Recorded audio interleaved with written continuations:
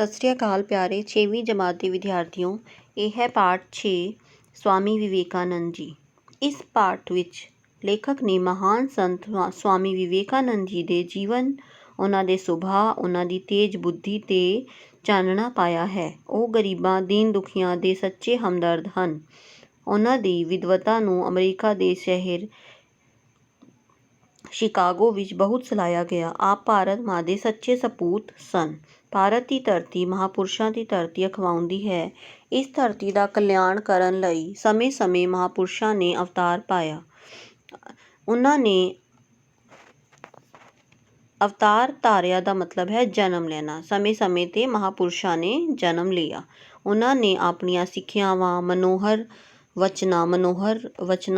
ਵਚਨਾਂ ਦਾ ਅਰਥ ਹੈ ਮਿਠਾਸ ਨਾਲ ਭਰਪੂਰ ਦੁਆਰਾ ਲੋਕਾਂ ਨੂੰ ਨਿਹਾਲ ਕੀਤਾ। ਨਿਹਾਲ ਦਾ ਅਰਥ ਹੈ ਖੁਸ਼ ਕੀਤਾ। ਮਤਲਬ ਉਹਨਾਂ ਨੇ ਆਪਣੀਆਂ ਸਿੱਖਿਆਵਾਂ ਆਪਣੇ ਮਿਠਾਸ ਵਾਲੇ ਸ਼ਬਦਾਂ ਨਾਲ ਲੋਕਾਂ ਨੂੰ ਖੁਸ਼ ਕੀਤਾ। ਇਹਨਾਂ ਵਿੱਚੋਂ ਸਿੱਖ ਗੁਰੂਆਂ ਦਾ ਨਾਂ ਬੜੇ ਮਾਣ ਸਤਿਕਾਰ ਨਾਲ ਲਿਆ ਜਾਂਦਾ ਹੈ।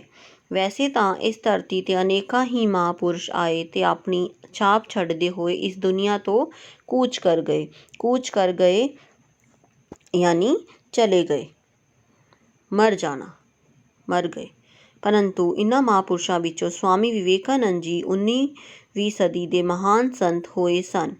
ਇਹਨਾਂ ਦਾ ਜਨਮ 12 ਜਨਵਰੀ 1863 ਈਸਵੀ ਨੂੰ ਕਲਕੱਤਾ ਵਿਖੇ ਹੋਇਆ। ਇਹਨਾਂ ਦੇ ਪਿਤਾ ਦਾ ਨਾਂ ਵਿਸ਼ਵਨਾਥ ਦੱਤ ਸੀ ਤੇ ਜੋ ਹਾਈ ਕੋਰਟ ਦੇ ਪ੍ਰਸਿੱਧ ਵਕੀਲ ਸਨ। ਵਿਵੇਕਾਨੰਦ ਜੀ ਦਾ ਬਚਪਨ ਦਾ ਨਾਂ ਨਰਿੰਦਰ ਸਿੰਘ ਨਾਥ ਦੱਤ ਸੀ। ਉਹ ਆਪਣੀ ਵਿਦਵਤਾ ਸਦਕਾ ਅੱਗੇ ਚੱਲ ਕੇ ਵਿਵੇਕਾਨੰਦ ਦੇ ਨਾਂ ਨਾਲ ਪ੍ਰਸਿੱਧ ਹੋਏ। ਨਰਿੰਦਰ ਨਾਥ ਬਚਪਨ ਤੋਂ ਤੇਜ਼ ਬੁੱਧੀ ਦੇ ਮਾਲਕ ਸਨ, ਯਾਨੀ ਉਹਨਾਂ ਦੀ ਬੁੱਧੀ ਬਹੁਤ ਹੀ ਤੇਜ਼ ਸੀ। ਉਹਨਾਂ ਦੀ ਬੁੱਧੀ ਇੰਨੀ ਪ੍ਰਬਲ ਸੀ, ਇੰਨੀ ਤੇਜ਼ ਸੀ ਕਿ ਇੱਕ ਵਾਰ ਜੋ ਪੜ੍ਹ ਲੈਂਦੇ ਸਨ ਉਹਨਾਂ ਨੂੰ ਪੱਕੇ ਤੌਰ 'ਤੇ ਯਾਦ ਹੋ ਜਾਂਦਾ ਸੀ। ਜਦੋਂ ਇਹ 7 ਸਾਲਾਂ ਦੇ ਹੋਏ ਇਹਨਾਂ ਨੂੰ ਸਕੂਲ ਭੇਜਿਆ ਗਿਆ। ਸ਼ੁਰੂ ਵਿੱਚ ਇਹ ਅੰਗਰੇਜ਼ੀ ਭਾਸ਼ਾ ਨੂੰ ਵਿਦੇਸ਼ੀ ਭਾਸ਼ਾ ਸਮਝ ਕੇ ਨਹੀਂ ਸਨ ਪੜ੍ਹਨਾ ਚਾਹੁੰਦੇ, ਪਰੰਤੂ ਜਦੋਂ ਪੜ੍ਹਨ ਲੱਗੇ ਤਾਂ ਜਲਦੀ ਹੀ ਇਹਨਾਂ ਨੇ ਇਸ ਭਾਸ਼ਾ 'ਤੇ ਆਪਣੀ ਪਕੜ ਮਜ਼ਬੂਤ ਬਣਾ ਲਈ। ਇਹਨਾਂ ਦੀ ਯਾਦ ਸ਼ਕਤੀ ਇੰਨੀ ਤੇਜ਼ ਸੀ ਕਿ ਇਹਨਾਂ ਦੇ ਟ੍ਰਿਗਨੋਮੈਟਰੀ ਦੀ ਪ੍ਰੀਖਿਆ, ਟ੍ਰਿਗਨੋਮੈਟਰੀ ਯਾਨੀ ਹਿਸਾਬ, ਮੈਥਸ ਵਿੱਚ ਇੱਕ ਟੌਪਿਕ ਹੁੰਦਾ ਟ੍ਰਿਗਨੋਮੈਟਰੀ ਦੀ ਪ੍ਰੀਖਿਆ 24 ਘੰਟੇ ਪਹਿਲਾਂ ਪੜ੍ਹ ਕੇ ਦਿੱਤੀ ਤੇ ਪਹਿਲਾ ਸਥਾਨ ਪ੍ਰਾਪਤ ਕੀਤਾ। ਮਤਲਬ ਇੱਕ ਦਿਨ ਪਹਿਲਾਂ ਹੀ ਇਹਨਾਂ ਨੇ ਸਾਰਾ ਪੜ੍ਹਿਆ ਤੇ ਪੇਪਰ ਦੇ ਦਿੱਤਾ। ਨਰਿੰਦਰ ਨਾਥ ਬਚਪਨ ਤੋਂ ਦੀਨ ਦੁਖੀਆਂ ਅਤੇ ਗਰੀਬਾਂ ਨਾਲ ਪਿਆਰ ਕਰਦੇ ਸਨ। ਕਿਸੇ ਨੂੰ ਪੈਸੇ ਧੇਲੇ ਦੀ ਲੋੜ ਹੁੰਦੀ, ਔਖੇ ਹੋ ਕੇ ਵੀ ਉਸਦਾ ਮਦਦ ਕਰਦੇ। ਕਿਸੇ ਨੂੰ ਕੱਪੜੇ ਲੀੜੇ ਦੀ ਲੋੜ ਹੁੰਦੀ, ਆਪਣੇ ਕੱਪੜੇ ਵੀ ਉਤਾਰ ਕੇ ਦੇ ਦਿੰਦੇ। ਕਹਿੰਦੇ ਹਨ ਕਿ ਇੱਕ ਵਾਰ ਬਚਪਨ ਵਿੱਚ ਹੀ ਆਪ ਆਪਣੇ ਧਿਆਨ ਵਿੱਚ ਬੈਠੇ ਹੋਏ ਸਨ ਕਿ ਇੱਕ ਫਨੀਅਰ ਸੱਪ ਆ ਗਿਆ। ਸਭ ਬੱਚੇ ਸੱਪ ਕਹਿੰਦੇ ਹੋਏ ਉੱਥੋਂ ਭੱਜ ਨਿਕਲੇ, ਪਰ ਆਪ ਉਸੇ ਤਰ੍ਹਾਂ ਅੰਤਰ ਧਿਆਨ ਹੋ ਕੇ ਬੈਠੇ ਰਹੇ। ਉਹਨਾਂ ਨੂੰ ਕੋਈ ਫਰਕ ਨਹੀਂ ਪਿਆ। ਥੋੜ੍ਹੀ ਦੇਰ ਬਾਅਦ ਸੱਪ ਆਪਣੇ ਆਪ ਹੀ ਚਲਾ ਗਿਆ। ਜਦੋਂ ਬੱਚਿਆਂ ਨੇ ਸੱਪ ਵਾਲੀ ਗੱਲ ਆਪ ਨੂੰ ਦੱਸੀ ਤਾਂ ਆਪ ਬੋਲੇ, ਮੈਨੂੰ ਤਾਂ ਸੱਪ ਦਾ ਪਤਾ ਹੀ ਨਹੀਂ ਲੱਗਾ। ਇੱਕ ਵਾਰ ਇੱਕ ਮਹਾਨ ਸੰਤ ਰਾਮ ਕ੍ਰਿਸ਼ਨ ਦੇਵ ਜੋ ਕਾਲੀ ਮੰਦਰ ਦੇ ਪੁਜਾਰੀ ਸਨ, ਆਪਣੇ ਕਿਸੇ ਗੁਆਂਢੀ ਦੇ ਘਰ ਆਏ। ਆਪ ਨੇ ਉਹਨਾਂ ਦੇ ਸਾਹਮਣੇ ਇੱਕ ਅਜਿਹਾ ਗੀਤ ਗਾਇਆ ਕਿ ਉਹ ਉਹਨਾਂ ਦੇ ਗੀਤ ਤੋਂ ਬਹੁਤ ਪ੍ਰਭਾਵਿਤ ਹੋਏ। ਉਹਨਾਂ ਨੇ ਨਰਿੰਦਰ ਨੂੰ ਆਪਣੇ ਕੋਲ ਆਉਣ ਲਈ ਕਿਹਾ। ਆਪ ਨੇ ਉਹਨਾਂ ਨੂੰ ਕੁਝ ਅਜਿਹੇ ਪ੍ਰਸ਼ਨ ਕੀਤੇ ਕਿ ਉਹ ਆਪ ਦੀ ਵਿਦਵਤਾ ਤੋਂ ਹੋਰ ਪ੍ਰਸੰਨ ਹੋਏ। ਉਹਨਾਂ ਦੇ ਗੁਣਾਂ ਦਾ ਆਪ 'ਤੇ ਬਹੁਤ ਅਸਰ ਹੋਇਆ ਤੇ ਆਪ ਨੇ ਉਹਨਾਂ ਨੂੰ ਆਪਣਾ ਗੁਰੂ ਬਣਾ ਲਿਆ।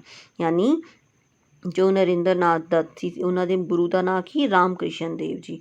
ਬਸ ਤਦ ਤੋਂ ਆਪ ਵੀ ਸੰਨਿਆਸੀ ਬਣ ਗਏ ਤੇ ਆਪ ਲੋਕਾਂ ਵਿੱਚ ਸਵਾਮੀ ਵਿਵੇਕਾਨੰਦ ਦੇ ਨਾਲ ਪ੍ਰਸਿੱਧ ਹੋ ਗਏ। ਸੰਨਿਆਸੀ ਬਣ ਕੇ ਆਪ ਪੂਰੇ ਦੇਸ਼ ਵਿੱਚ ਘੁੰਮਣ ਲੱਗੇ। ਉਹ ਲੋਕਾਂ ਨੂੰ ਉਪਦੇਸ਼ ਦਿੰਦੇ। ਉਹਨਾਂ ਦੇ ਵਚਨ ਸੁਣ ਕੇ ਲੋਕ ਧੜਾ-ਧੜ ਉਹਨਾਂ ਦੇ ਚੇਲੇ ਬਣ ਗਏ।